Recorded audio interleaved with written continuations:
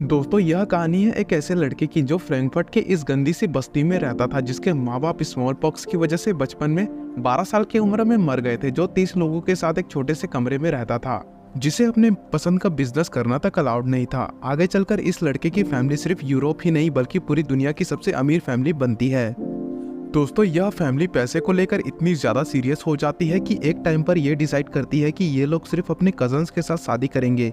अपने बिजनेस को और बढ़ाने के लिए यह फैमिली अपने 5 बेटों को अलग अलग जगह भेजती है, जो पूरी दुनिया को कंट्रोल करते हैं। 19वीं और 20वीं सदी में इस फैमिली ने पूरी की पूरी कंट्री को तक लोन दे दिया था।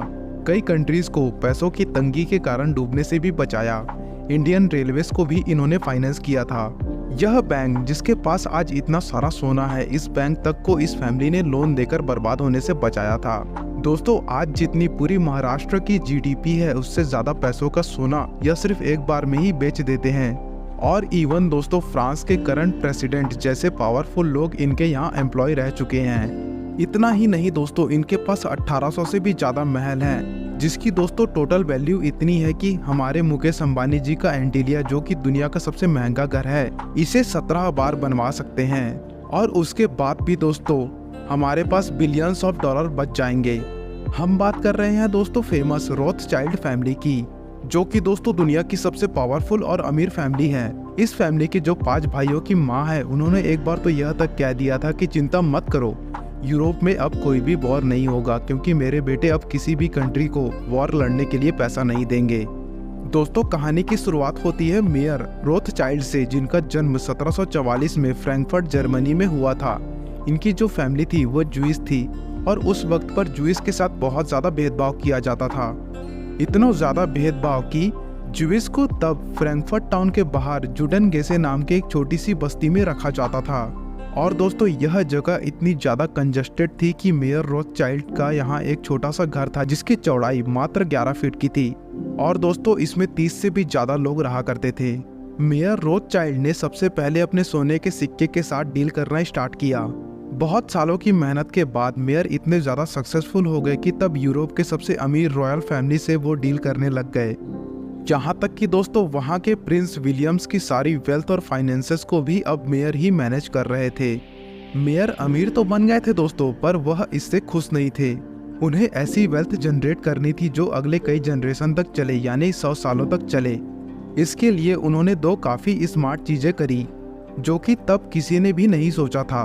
पहली स्ट्रेटेजी ये थी दोस्तों कि मेयर को जैसे ही पता चलता था कि प्रिंस विलियम्स मार्केट से बहुत सारा सोना के सिक्के खरीदने वाले हैं, तो दोस्तों इससे पहले कि ये खबर मार्केट में फैले, मेयर बहुत सारे सोने के सिक्के उधार लेकर मार्केट से सस्ते दामों पर खरीद लेते थे। और दोस्तों जैसे ही मार्केट में न्यूज फैलती कि प्रिंस विलियम्स हजारों या लाखों पाउंड के गोल्ड कॉइन खरीदने वाले हैं, तभी सडन डिमांड की वजह से बहुत सारे लोग और सारे सोने के सिक्के खरीदने लग जाते थे, जिसकी वजह से दोस्तों सोने के सिक्कों का प्राइस बहुत ही ज्यादा इंक्रीज हो जाता था। और दोस्तों एग्जैक्टली इसी टाइम पर मेयर अपने खरीदे हुए सारे सिक्के मार्केट पे बेच देते थे और इससे बहुत ज्यादा प्रॉफिट कमाते थे।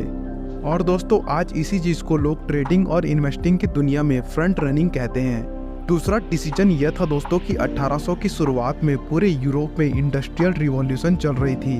कई कंट्रीज एक दूसरे से कम्पीट कर रही थी या फिर वो एक दूसरे से लड़ रही थी।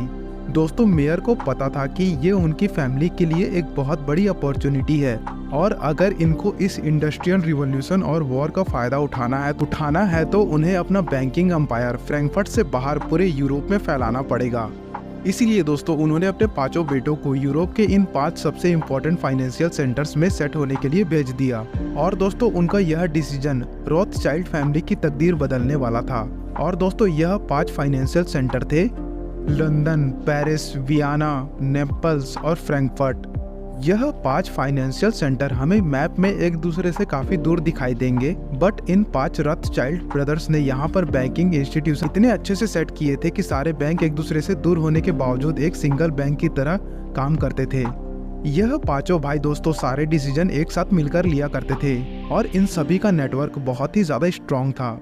बट दोस्तों इनमें से जो सबसे टैलेंटेड भाई था उसका नाम था नेथन मेयर रोथचाइल्ड, जो कि सिर्फ कुछ 15 से 16 लाख लेकर लंदन में सेट होने के लिए आए थे। लेकिन वह कुछ ही सालों में इतना ज़्यादा सक्सेसफुल हो गया कि वह हर साल हजारों करोड़ों के प्रॉफिट कमा रहा था। सन 1811 में नेथन ने लंदन में अपने फादर से भी बड़ा बैंक इस्टेब्लिश कर लिया, जिसका नाम उन्होंने दिया NM रॉथस्चाइल्ड एंड सन्स। देखिए दोस्तों, 1800 सदी से पहले 20 सालों तक इंग्लैंड और ऑलमोस्ट पूरा यूरोप फ्रांस के एक एम्पायर नेपोलियन के साथ वॉर लड़ रहा था। और दोस्तों नेथन को इस वॉर में एक बहुत ही अच्छी अपॉर्चुनिटी दिखी। नेथन ने एक ऐसी टीम सेट की हुई थी जो नेथन को वॉर की सारी इन्फॉर्मेशन ब्रिटिश गवर्नमेंट से पहले देती थी। और दोस्तों इन इन्फॉर्मेशन का इस्तेमाल नेथन ने बहुत ही ईवल तरीकों से किया, जो हम सोच भी नहीं सकते। दोस्तों 18 जून 1885 को बैटल ऑफ वाटरलू में ऐसा होता है जो इंग्लैंड में किसी ने एक्सपेक्ट नहीं किया था। इंग्लैंड और उनके अलायंस के अगेंस्ट हुए इस वॉर में फ्रांस के राजा नेपोलियन की हार हो जाती है। तो दोस्तों तब इंटरनेट या फिर टेलीफोन का तो कोई जमाना नहीं था, पर रॉथस्चाइल्ड फैमिली ने कई सारे घोड़े और कबूतर ट्रेन किए हुए थे ताकि उन्हें सबसे पहले इन्फॉर्मेशन मिल जाए। इसी वजह से दोस्तों उनके पास नेपोलियन वाली खबर इतनी फास्ट पहुंच जाती थी। उस वक्त दोस्तों इंग्लैंड की सरकार को यह तक पता नहीं था कि वाटरलू में उन्हीं की आर्मी जीत चुकी है। और जैसे ही दोस्तों नेथन को यह बात पता चलती है तो वो लंदन स्टॉक एक्सचेंज जाकर स्टॉक्स को एग्रेसिवली बेचना शुरू कर देते हैं, ताकि दोस्तों बाकी सारे इन्वेस्टर्स को लगे कि इंग्लैंड ये वॉर हारने वाली है। और दोस्तों पैनिक में आकर बाकी सारे लोग अपने शेयर्स को बेचने लग जाते हैं। तभी दोस्तों नेथन के एजेंट्स इन्हीं सेम स्टॉक्स को सस्ते दामों पर वापस खरीद लेते हैं। और फाइनली दोस्तों जब यह खबर सबको पता चल जाती है कि इंग्लैंड जंग जीत चुकी है तो सारे लोग शेयर वापस खरीदने लग जाते हैं, जिसकी वजह से शेयर की वैल्यू इंक्रीज हो जाती है। इस वक्त पर दोस्तों नेथन अपने सस्ते दामों पर खरीदे हुए शेयर्स को महंगे दामों में बेच देते हैं। और दोस्तों भले ही इस पैनिक में बहुत सारे इन्वेस्टर के पैसे डूब गए, बट दोस्तों वो सारे के सारे पैसे ठीक प्लान की वजह से नेथन के हाथों में आ गए थे। 19th सेंचुरी में दोस्तों यह फैमिली सिर्फ बैंकिंग में ही नहीं बल्कि रेलवे इंडस्ट्रीज और ऑयल में भी इन्वेस्ट करती है। पूरे यूरोप में दोस्तों इंडस्ट्रीज और रेलवे लाइंस को इन्होंने ही फाइनेंस किया। इनफैक्ट दोस्तों 1895 से लेकर 1907 तक सिर्फ 12 सालों में इन्होंने यूरोप के अलग अलग गवर्नमेंट्स को $450 मिलियन सिर्फ लोन में दे दिए, जिसकी दोस्तों आज की वैल्यू $14 बिलियन से भी ज्यादा की है। दोस्तों यह अमाउंट इतना बड़ा है कि इससे हम सेंट्रल बैंक ऑफ इंडिया और इंडियन बैंक जैसे दो बड़े बैंक्स को पूरी तरीके से खरीद सकते हैं। और जस्ट इमेजिन कीजिए दोस्तों कि ये सारे पैसे रॉथस्चाइल्ड फैमिली ने सिर्फ लोन में दे दिए थे। इनफैक्ट आज जब भी कोई कंट्री किसी क्राइसिस में होती है तो या फिर वो बैंक करप्ट होने वाली होती है या तो वो लोन्स लेने के लिए इंटरनेशनल मॉनेटरी फंड के पास जाती है। बट दोस्तों 19वीं और 20वीं सेंचुरी में रॉथस्चाइल्ड फैमिली के पास इतने पैसे थे कि पूरी दुनिया की गवर्नमेंट को लोन देने लग गई थी। और दोस्तों उन्होंने कई सारे देशों को बर्बाद होने से बचाया था। इनफैक्ट कई सारे बैंक जो आज हमें लोन देते हैं वह भी कभी दोस्तों रॉथस्चाइल्ड फैमिली से लोन पर पैसे लिया करते थे। जैसे कि दोस्तों सन 1825 में बैंक ऑफ इंग्लैंड, जो कि तब इंग्लैंड का लार्जेस्ट बैंक में से एक था, उनके पैसे खत्म होने वाले थे और इस बैंक के बंद होने का खतरा था। दोस्तों उन्हें जल्द से जल्द किसी लोन की जरूरत थी और दोस्तों ये लोग नेथन और उनकी फैमिली के पास गए, जिन्होंने इस बैंक को लोन देकर इसे बर्बाद होने से बचा लिया। सन 1818 में इन्होंने जर्मन गवर्नमेंट को 360 मिलियन पाउंड का लोन दिया। और दोस्तों फ्रांस जैसे आज के सुपर पावर को भी इसी फैमिली ने लोन दिया था। यूरोप तब रॉथस्चाइल्ड फैमिली पर इतना ज़्यादा डिपेंडेंट था कि एक दूसरे से वॉर लड़ने के लिए भी इन दोनों कंट्रीज़ को पैसों के लिए रॉथस्चाइल्ड फैमिली के पास जाना पड़ता था। और जब 19th सेंचुरी में पूरा यूरोप में वॉर होने का खतरा था तो इन 5 भाइयों की माँ गटल रॉथस्चाइल्ड ने यह तक कह दिया था कि चिंता मत करो, यूरोप में अब कोई भी वॉर नहीं होने वाला, क्योंकि मेरे बेटे अब किसी भी कंट्री को वॉर लड़ने के लिए पैसे नहीं देने वाले। रॉथस्चाइल्ड फैमिली ने इतने अच्छे इन्वेस्टमेंट कर लिए थे कि लोगों को लगने लगा था कि ये लोग अब फ्यूचर प्रिडिक्ट कर सकते हैं। फॉर एग्जाम्पल दोस्तों ये है स्विस कैनाल, और दोस्तों यहाँ से गुजरने वाली शिप्स हर साल $1 ट्रिलियन से भी ज्यादा वैल्यू वाला सामान कैरी करती है। और आज के टाइम पर दोस्तों पूरा यूरोप इंपोर्ट और एक्सपोर्ट करने के लिए इसी कैनाल पर डिपेंडेंट है। लेकिन दोस्तों रॉथस्चाइल्ड फैमिली को यह बात अभी नहीं बल्कि आज से 150 साल पहले ही पता चल चुकी थी। जब दोस्तों 1869 में यह कैनाल बनकर तैयार हुई तब दोस्तों रॉथस्चाइल्ड फैमिली ने ब्रिटिशर्स को इस कैनाल को खरीदने के लिए पूरे 4 मिलियन पाउंड अरेंज करके दिए थे। और दोस्तों उस टाइम पर यह सब बिल्कुल इम्पॉसिबल था। इसी तरह दोस्तों 19वीं सदी की एंड में सोने की डिमांड काफी ज्यादा बढ़ गई थी और दोस्तों कई कंट्रीज गोल्ड को एज अ रिजर्व रख रही थी। सरप्राइजिंगली दोस्तों रॉथस्चाइल्ड फैमिली ने गोल्ड की इस डिमांड को 20-30 साल पहले ही प्रिडिक्ट कर दिया था और दोस्तों वह वर्ल्ड के कई सारे सिल्वर और गोल्ड माइंस में इन्वेस्ट कर रही थी।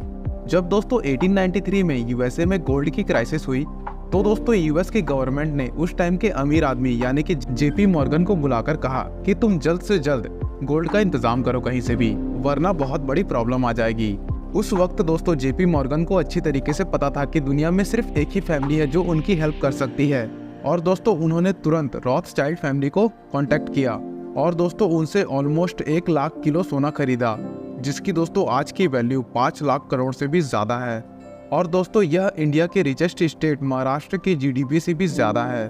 दोस्तों एग्जाम्पल नंबर 3, ठीक इसी तरह दोस्तों 19वीं और 20वीं सेंचुरी में कई सारी कार कंपनीज आ चुकी थी और पेट्रोल पर चलने वाली कार्स बनना स्टार्ट हो गई थी, और दोस्तों पूरे वर्ल्ड में ऑयल की डिमांड तेजी से इंक्रीज हो रही थी। और दोस्तों सबसे शॉकिंग बात तो यह है कि रॉथस्चाइल्ड फैमिली ने 1883 में ही इस डिमांड को प्रिडिक्ट कर दिया था। और दोस्तों बाकू और अजरबैजान में जो दुनिया के सबसे पहले तेल के कुएं थे उनमें इन्होंने इन्वेस्ट करके रखा था, ताकि दोस्तों पूरी दुनिया की ऑयल की सप्लाई पर इनका कंट्रोल बना रहे। बट दोस्तों पहली और दूसरी वॉर में इस फैमिली के साथ काफ़ी चीज़ें बुरी भी हुई। इंग्लैंड और फ्रांस की ब्रांच को छोड़कर इनकी बाकी की सारी फैमिली या तो बर्बाद हो गई या फिर इन्हें हिटलर की आर्मी की वजह से अपने बिजनेस बंद करने पड़ गए। रॉथस्चाइल्ड फैमिली इसे सरवाइव तो कर गई, बट दोस्तों आज यह फैमिली बहुत ही ज़्यादा सीक्रेटली रहती है, और दोस्तों ज़्यादातर लोगों को इनके डिटेल्स के बारे में पता नहीं है। दोस्तों इस आदमी का नाम है जेकब रॉथस्चाइल्ड, जो कि इंग्लैंड वाली फैमिली के हेड हैं। और दोस्तों आज के टाइम पर ये पूरी रॉथस्चाइल्ड फैमिली को लीड करते हैं। आज ये फैमिली दोस्तों सिर्फ बैंकिंग ही नहीं बल्कि एसेट मैनेजमेंट, वाइन प्रोडक्शन और दोस्तों कंसल्टिंग का भी काम करती है। इनकी पूरी दुनिया में ऐसे 1800 से भी ज्यादा घर हैं, जिनकी टोटल वैल्यू $36 बिलियन बताई जाती है। सिर्फ इतना ही नहीं दोस्तों, ऐसे 55 से भी ज्यादा यॉट और 100 से भी ज्यादा प्राइवेट प्लेन्स इनके पास है। इस फैमिली के पास आज भी $100 बिलियन से भी ज्यादा का फंड है, जिसे वो अलग अलग स्टॉक मार्केट में इन्वेस्ट करते रहते हैं। Meta, Apple, Amazon, Starbucks, HP और पेप्सिको इन जैसी वर्ल्ड की लीडिंग कंपनीज में ये इन्वेस्टर हैं। और पिछले साल ही दोस्तों इन्होंने वाइन बेचकर $16 बिलियन का प्रॉफिट भी कमाया। कई लोगों को लगता है दोस्तों कि आज के टाइम पर रॉथस्चाइल्ड फैमिली उतनी ज्यादा ताकतवर नहीं है, लेकिन दोस्तों यह बात बिल्कुल ही गलत है। इस फोटो को देखिए दोस्तों, इस फोटो के अंदर रॉथस्चाइल्ड फैमिली के हेड क्वीन एलिजाबेथ के साथ है। इनकी फैमिली दोस्तों अमेरिकन कंपनी रॉकफेलर ग्रुप का 38% स्टॉक ओन करती है। और दोस्तों जेकब पर लोग एलिगेशन लगाते हैं कि ये और इनकी फैमिली वर्ल्ड के कई सारे बिजनेस और पॉलिटिकल पार्टीज को फंड करती है, जैसे कि दोस्तों अमेरिका के फॉर्मर प्रेसिडेंट बिल क्लिंटन इनके फ्रेंड हैं। और दोस्तों कई लोगों को यह तक पता नहीं कि इवन फ्रांस के करंट प्रेसिडेंट इमैनुअल मैकन भी इनके फॉर्मर एम्प्लॉय रह चुके हैं। और इन पर यह भी एलिगेशन है दोस्तों कि मैकन रॉथस्चाइल्ड फैमिली के सपोर्ट से ही फ्रांस के प्रेसिडेंट बन चुके हैं। सिर्फ इतना ही नहीं दोस्तों, 2013 में एक सीक्रेट डॉक्यूमेंट्री भी रिलीज होती है, और दोस्तों उसमें यह रिवील होता है कि रॉथस्चाइल्ड फैमिली के कुछ आइलैंड में 30 से भी ज्यादा हिडन ट्रस्ट हैं, जो कि दोस्तों कई बिलियन डॉलर्स के एसेट होल्ड करते हैं। और दोस्तों अगर हम इन ट्रस्ट के नाम लेंगे तो यह काफी अजीब से नाम है, जैसे कि दोस्तों ANON। और दोस्तों इसी की तरह बाकी ट्रस्ट का भी नाम है, जैसे कि बेनेन, जिन ट्रस्ट का नाम कोई भी नहीं जानता दोस्तों। और दोस्तों आज भी इनका इन्फ्लुएंस सिर्फ कुछ आइलैंड या यूरोप तक लिमिटेड नहीं है, बल्कि दोस्तों इवन इंडिया में भी इन पर कई सारे एलिगेशंस लगाए जाते हैं। जैसे कि दोस्तों 2013 में जब पूरे इंडिया में 3G इंट्रोड्यूस हो रहा था, तब दोस्तों गवर्नमेंट ने इसके लिए 3G स्पेक्ट्रम का ऑक्शन किया, यानी कि दोस्तों बोली लगाने को कहा। और दोस्तों इस ऑक्शन में गवर्नमेंट ने रॉथस्चाइल्ड फैमिली की एक कंपनी को एज एन ऑक्शनियर हायर कर लिया था, और दोस्तों उनको 30 करोड़ रुपए दिए गए। बट दोस्तों सरप्राइजिंगली बात तो यह है कि NM Rothschild and son limited नाम की यह कंपनी, जिस कंपनी को ऑक्शन के लिए कॉन्ट्रैक्ट दिया गया था, उस पर एलिगेशन थे कि उनको तो ऑक्शन करने के लिए कोई भी एक्सपीरियंस है ही नहीं। इवन दोस्तों जब 2016 में डीमोनेटाइजेशन हुआ था, तब दोस्तों वेंकीस नाम की एक इंडियन कंपनी पर IT डिपार्टमेंट ने कई सारे रेड किए थे। इन पर यह एलिगेशंस थे दोस्तों कि डीमोनेटाइजेशन के टाइम पर इन्होंने 1000 और 500 के करोड़ों रुपए के नोट अपने ऑफिस से दूसरी जगह पर ट्रांसफर किए थे। और दोस्तों इवन इस कंपनी के ओनर के भी रॉथस्चाइल्ड फैमिली के साथ अच्छे रिलेशन बताए जाते हैं। और भले ही दोस्तों इनमें से कई सारे एलिगेशंस गलत हो, बट दोस्तों इस वीडियो को देखने के बाद आपको यह तो समझ में आ गया होगा कि दोस्तों रॉथस्चाइल्ड फैमिली उतनी ही इन्फ्लुएंसिंग है जो कि 200 साल पहले हुआ करती थी। और दोस्तों इस पूरी फैमिली की शुरुआत हुई थी उस बच्चे से, जो कि दोस्तों जर्मनी में एक छोटी सी बस्ती में 30 लोगों के साथ एक छोटे से कमरे में रहता था, और जो कि दोस्तों 12 साल की उम्र में अनाथ हो गया था।